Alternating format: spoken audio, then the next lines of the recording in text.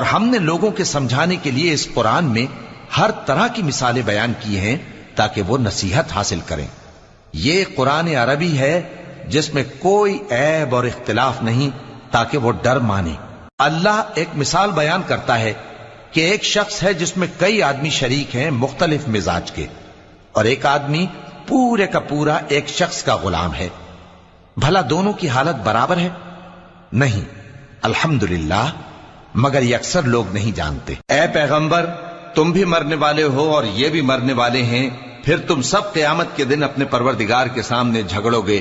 پھر اس سے بڑھ کر ظالم کون جو اللہ پر جھوٹ بولے اور سچی بات جب اس کے پاس پہنچ جائے تو اسے جھٹلائے۔ کیا جہنم میں کافروں کا ٹھکانہ نہیں ہے؟ اور جو شخص سچی بات لے کر آیا اور جس نے اس کی تصدیق کی، وہی لوگ متقی ہیں۔ وہ جو چاہیں گے ان کے لیے ان کے پروردگار کے پاس موجود ہے۔ نیک